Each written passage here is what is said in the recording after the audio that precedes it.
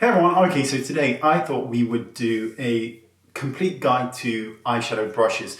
Now, the lovely Hindish, as I was getting ready to film this video, the lovely Hindish had already published an incredible video on eyeshadow brushes, so you should definitely check that out. But we are still going to be doing a video on eyeshadow brushes, but we're going to be focusing on which brushes are specifically for your eye shape and your eye size. So with that in mind, let's make a start. So when it comes to eyeshadow brushes and which brush is the right brush for you, what really matters the most is how big your eye is and to a certain extent what your eye shape is, but that really isn't that important. It's how much space you have with your eye. And what I mean by that is if you look at your eyelid directly in the mirror, how much space is there from eyelid to brow bone? And that will dictate the size of the brush that you need. Now, there are lots of different eye brushes available, but I tend to work with all forms of crease brushes because they are easier to use. They can go anywhere on the eyelid, the same as a flat brush can, but they don't leave the hard edges. So what I'm going to do is use my eye as a guide to give you an indication of which brushes would be most appropriate for me, and then you can work outwards or inwards depending on the size of your eye. So first of all, we're going to be looking at brushes 19 and 20, and these are both crease brushes, but they are small crease brushes. So if we start with 20, which is the smallest, if you look, if I do a crease work with this, you can see that it's going to give me a very precise line. So if I want the crease work to be incredibly defined or strong, or just want accurate placement, this would be the brush that I would go to. Because of the size of it, I'm able to do brow bone work and highlight the lid and the inner corner with this same brush. So it works really well for me and my eye shape. Next would be 19, which is a slightly longer and slightly fatter bristle. And again, this will give me a nice definition to the crease, but because the brush is slightly bigger, it will be a slightly larger and more diffused outline. And again, this brush can go all over lid to create color and of course, brow bone. Now, when you move on to a slightly larger brushes, so this would be brush 17. Now, this is a brush that works great for my eye shape if I want a more diffused color, like a mid-tone color, you know, there's something that you transition to, or if I want it to be, you know, really loose and flowy. And because of the size of this brush, I'm able to go from crease or outside corner all the way in to the inner corner. So you can contour an eye with this brush really, really well. It's not that you can't contour with the smaller ones, because you still can. It just requires more strokes. So it depends on your eye shape, but this is generally the maximum size that I would go to on my eye shape with this brush. Now moving up, you then have brush number 16. Now 16 is the largest brush in my collection, and you can see that this is a big brush. So if I'm going to use this with any form of color, it's going to deposit a lot of color on my eye, and it's going to go in a very large pattern. So you need to bear that in mind. If your eyes are bigger than mine, then brushes probably, I would say 17 and 16 are your best bet if your eyes are bigger than mine. But you can see, but if I was to use this in a contouring product that's only a few shades lighter, darker than my skin tone, I could go right the way in and contour this eye beautifully with this brush. So you're really trying to focus on what your eye shape is, as in the amount of space you have, and you're working from there. That's the easiest way around. Now, when it comes to blending brushes, all of these brushes will blend. So you can apply them with one and blend with another. The problem is you should never blend with the same brush you applied color with, because there's already color on it and it muddies the water. Even if you try and take it off with a tissue, it's still better to always have a clean brush. Now, brush number 18 is a flat paddle brush, and it is an incredible brush. And it can be used for all over eyeshadow work because of the way the brush is situated. If you use it at an angle, you can get defined work, lid work, brow work, or if you turn it on its side, it's a much larger bristle brush. But this brush is great for blending. Any color you've put on, you can just circle it and blend it out or up however you want, but you do need a clean brush.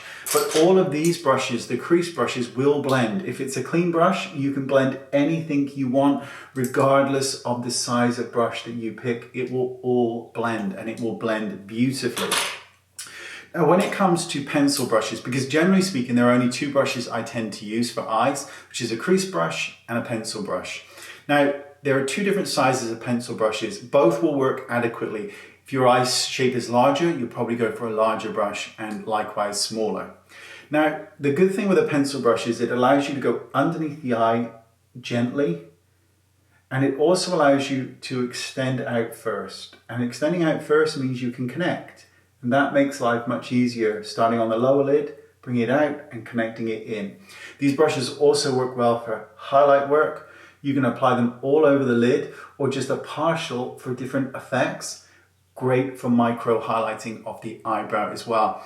Also, they're great if you want a really defined crease. You can draw it in with a deeper color as low as you want. They're perfect for that, which is why I keep things very simple with myself. Two brushes, one for the lid, one for under eye, crease and pencil.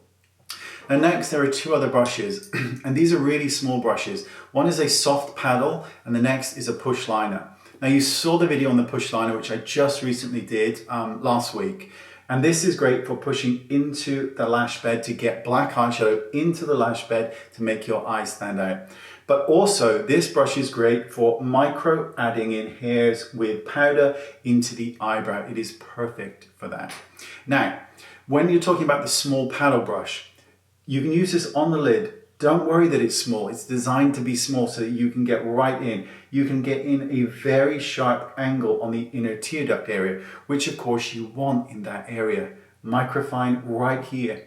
This is also your lip brush.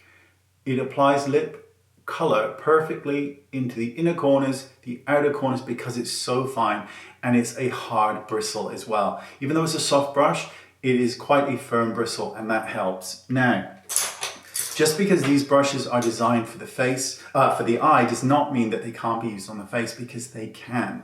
What you want to do is think to yourself, well, what brush would be most suitable for the face? Generally speaking, 16, the larger brush.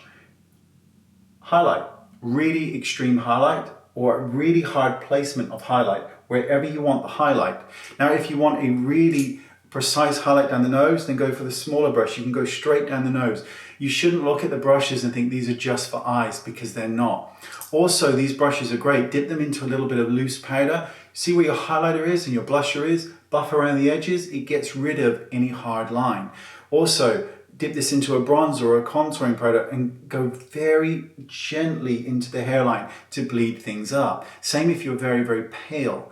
You can use a blusher on this brush and just very lightly work it into the hairline, because that would be a more realistic effect for you. If you've been out in the sun, your skin isn't going to tan, it's going to burn slightly, and adding that halo looks really, really pretty.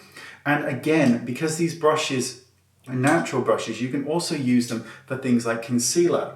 You can use this underneath the eye to buff out concealer, liquids, all of that kind of medium. You can dip this into a cream blusher and apply it exactly where you want it on the face. So don't think that because these are designed for the eye doesn't mean you can't use them elsewhere. You can.